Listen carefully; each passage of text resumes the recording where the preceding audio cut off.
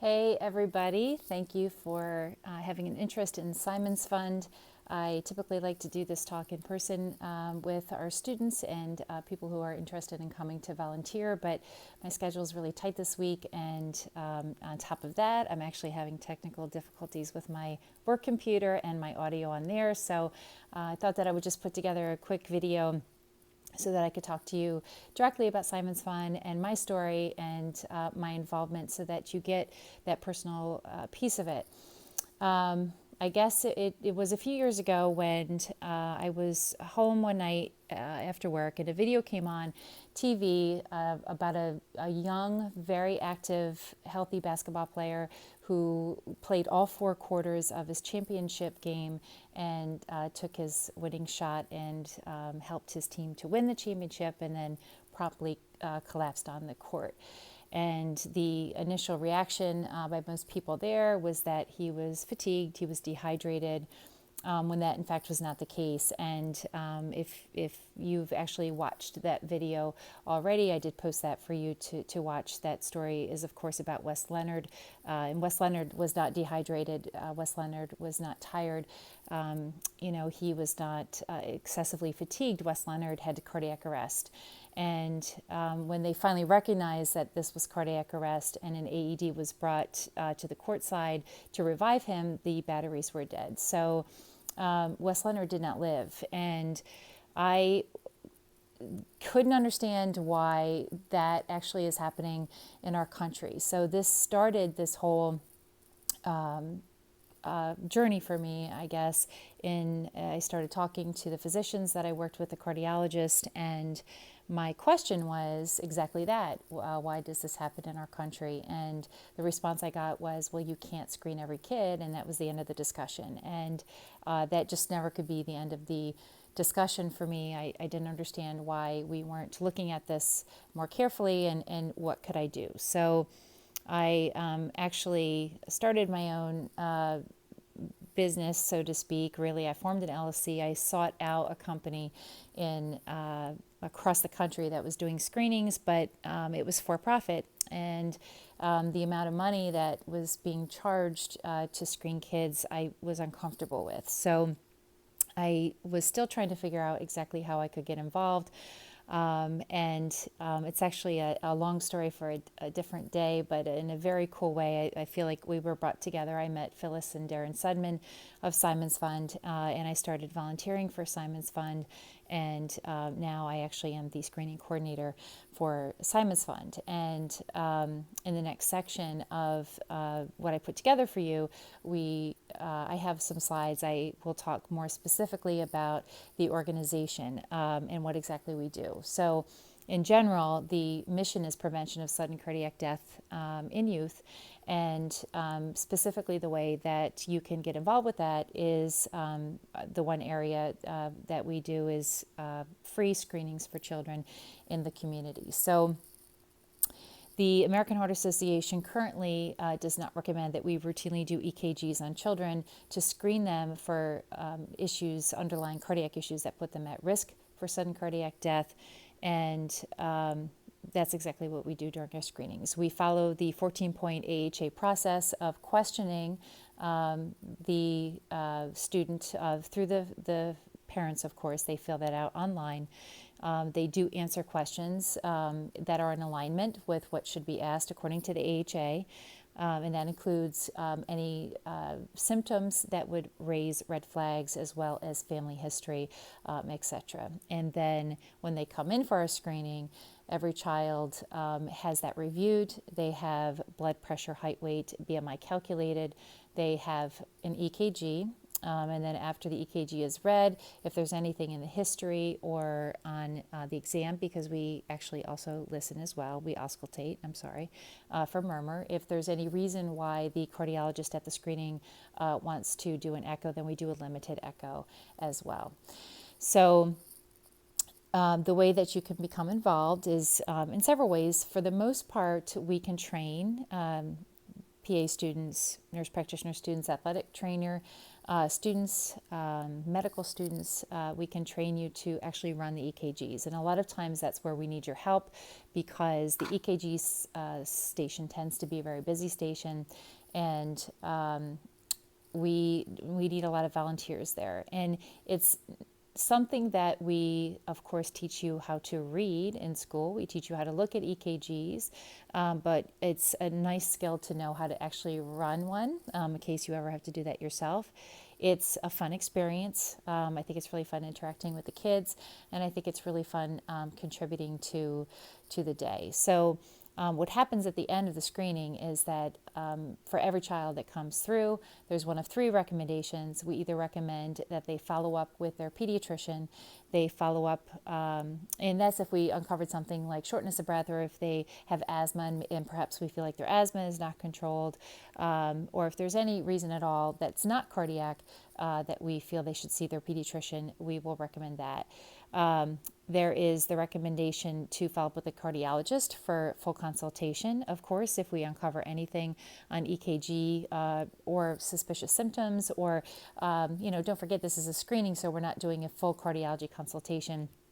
We're just trying to pick up those children who we feel might be of increased risk for sudden cardiac death. And then, of course, there's a recommendation that there's nothing further to do, and that we didn't uncover anything that was suspicious or that required follow-up. So that's generally what we do. In the slides, I'll show you the layout of the screening and the stations and how that goes. Also maybe thought I would share with you really when I started my LLC, I named it Sid's Kids. And the reason why I named it that is because I have a goddaughter who was born with congenital heart defects that caused her to go into cardiogenic shock when she was 11 days old. So she had a large coarc that required a graft repair. She had a large VSD, an ASD, and incidentally also a bicuspid aortic valve. So what happened with my goddaughter is that she wasn't eating properly as she grew older, days older, and my sister brought her back to the pediatrician, to different practitioners, actually several times, to have her evaluated because she felt something wasn't right. And the last day, what happened was she woke up and my niece was blue. She thought her fingers and her toes looked blue, and she knew, even though she's not a medical practitioner, that something was not right. So she brought her back to the pediatrician, who promptly said, "I think you should bring her to the emergency room and let's do some further testing and try to figure out what's going on." But in the car on the way to the emergency room, she stopped crying, and my sister knew something was wrong. By the time they got to the ER, which fortunately was only a few minutes away, she was in cardiogenic shock and had to be resuscitated. So happy ending. She was surgically repaired. She's being followed very closely by an outstanding cardiologist, and she has already had a balloon to her coarc repair, and she will most likely need another procedure in the next 6 months or so.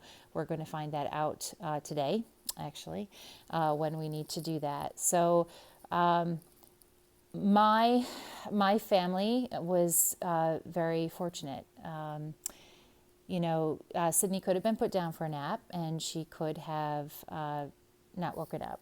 And this is what happened to Darren and Phyllis's son, Simon. So I always felt as though we were extremely fortunate, and Sydney plays soccer. She is very funny. She's very talented.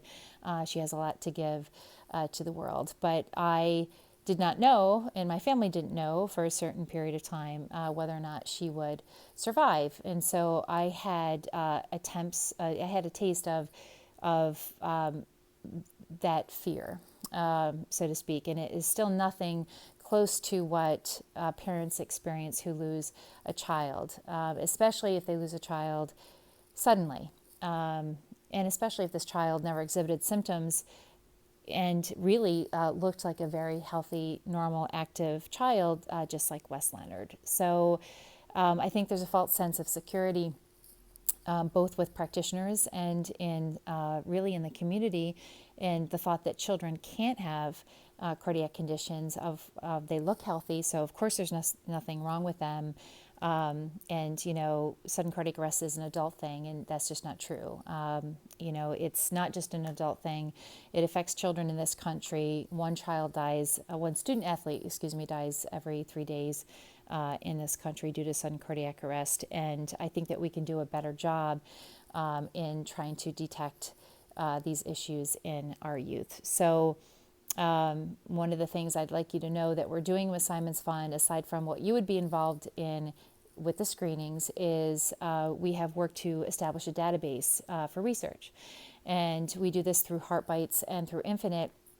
We just had a meeting in regards to Infinite and what Infinite can do, what that software can do, and it's phenomenal. So what we are trying to do is gather data, both of norms, all these children that we see with normal values, and also the things that are abnormal that we uncover in these children, and put all this data into one place so that researchers can petition to do more research. So as you know, guidelines are based on research. And guidelines change. They do change. A few years ago, I did change all my lectures for my students, right? Because we had changes in a lot of the guidelines that were set forth by AHA. So we need more data in order to really ascertain whether or not there's something different we can do to help protect our children better against sudden cardiac arrest. So that is my story. I'm very passionate about the work. I'm very passionate about Simon's Fund. Darren and Phyllis are fantastic people. They're wonderful people. They have given so much back to the world in the work that they do through Simon's Fund. And in the next section, we'll talk a little bit more about Simon's Fund specifically. But I just wanted to share that with you and just give you my perspective as to why I love it, why I think it's important, why I want to give back, and why I love when our students get involved. We teach you how to practice evidence-based medicine, but we also need to teach you how to think outside of the box when you need to, and to continue to be curious, continue to inquire, and that is how things evolve in medicine.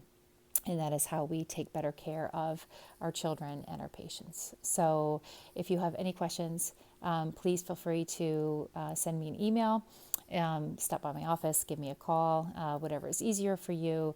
And I'm hoping that you have an interest in coming out to the screenings, because it's a chance for you to give back. It's a chance to participate in community outreach. But I think that you'll walk away and get a lot out of it too, because I always have a lot of fun and I feel like we're doing a good thing. So, all right, take care.